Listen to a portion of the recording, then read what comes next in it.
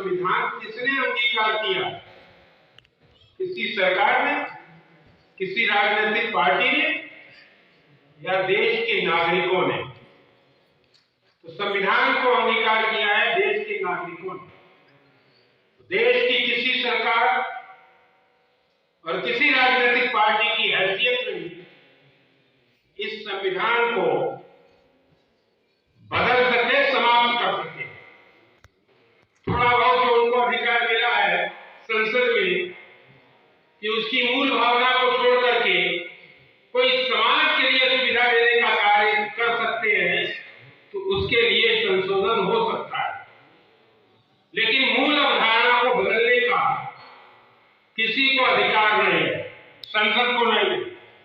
अगर संसद को नहीं है तो किसी राजनीतिक पार्टी और व्यक्ति को नहीं। इसलिए इससे तो निश्चिंत रहना चाहिए। अब आवश्यकता है कि संविधान को जाने, माने। तो दुर्भाग्य है कि हमारी शिक्षा में संविधान को पढ़ाया नहीं जाता। जिसकी इच्छा हो वह पढ़े, ना इच्छा हो तो ना पढ़े।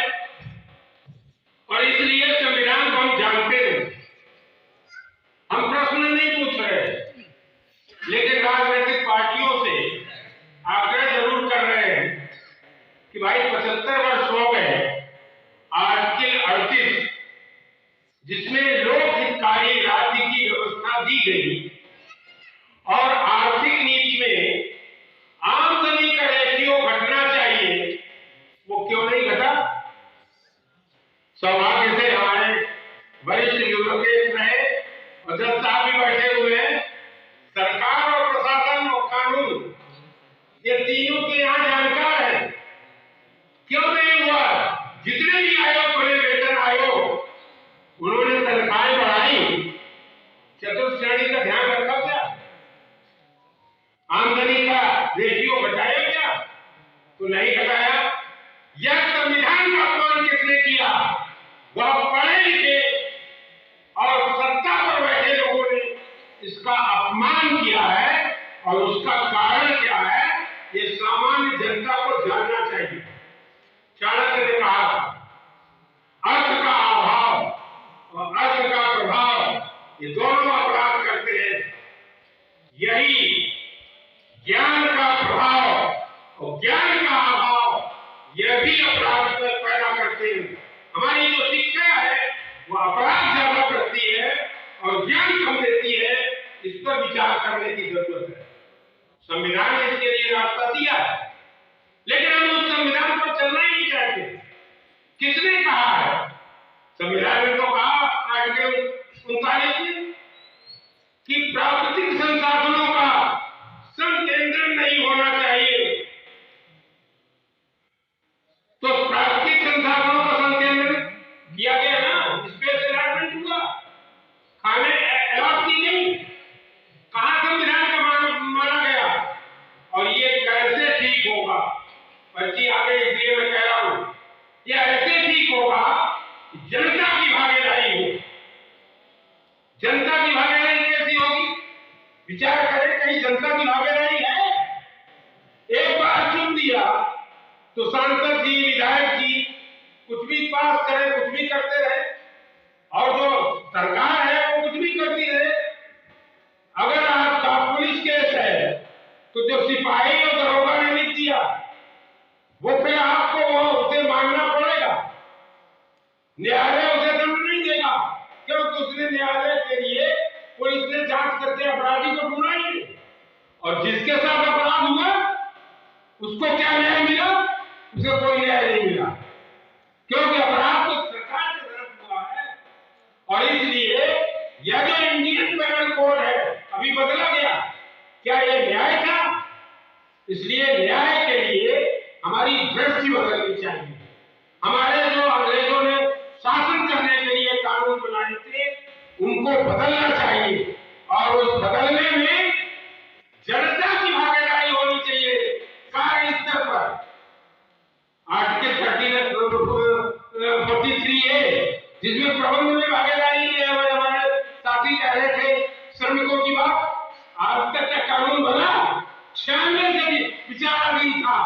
आज तक कानून नहीं बना कि प्रबंध में श्रमिकों की भागीदारी हो।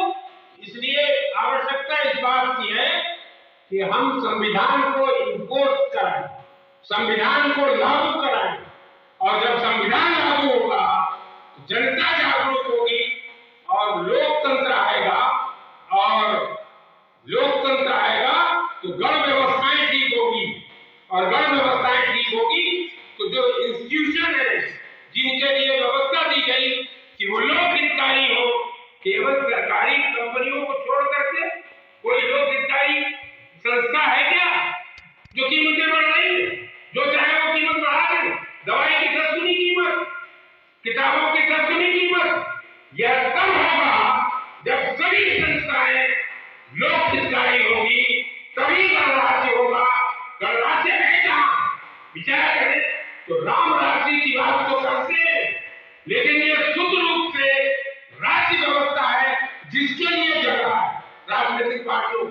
नेहरू जी ने जब गांधी जी ने कहा कि कांग्रेस को डिसॉल्व कर दीजिए, उसका मतलब ये था कि भारत का संविधान जो बन रहा उसमें राजनीतिक पार्टी का स्थान नहीं होना चाहिए।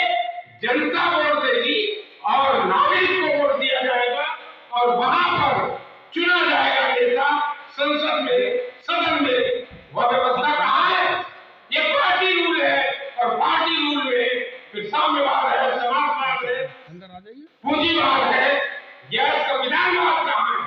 इसलिए राजनीतिक पार्टियों ने इस संविधान की जो दुर्दशा हुई है उससे जनता को जागरूक होने की जरूरत है। जनता जागरूक हो जाएगी तो संविधान लागू होगा और संविधान सुरक्षित होगा, प्रभावी होगा। इतना ही निवेदन करना था। जय हिंद, जय भारत। ये सर्वेश द्विवेदी जी, आपने अपनी बात को रखा है। अब मैं इस कड़ी में आज के मुख्य अतिथि माननीय श्री अजय राय जी आ चुके हैं। सबसे पहले मैं चाहता हूं कि वो जो सामने प्रतिमा रखी हुई है उस प्रतिमा पर जो है माल्यार्पण करें, इसमें सहयोग करें। गौतम राणे सर जो है आप माल्यार्पण कराइए।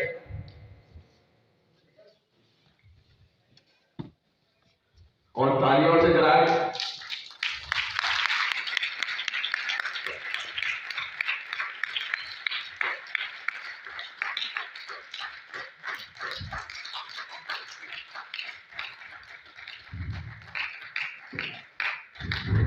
अब मैं अनुरोध करूंगा पीसी खुली सबसे कि आप आज के मुख्य अतिथि श्री अजय राय जी का आप माला देकर स्वागत करें। Ajay Rai ji, thank you. आप देखते हैं जनता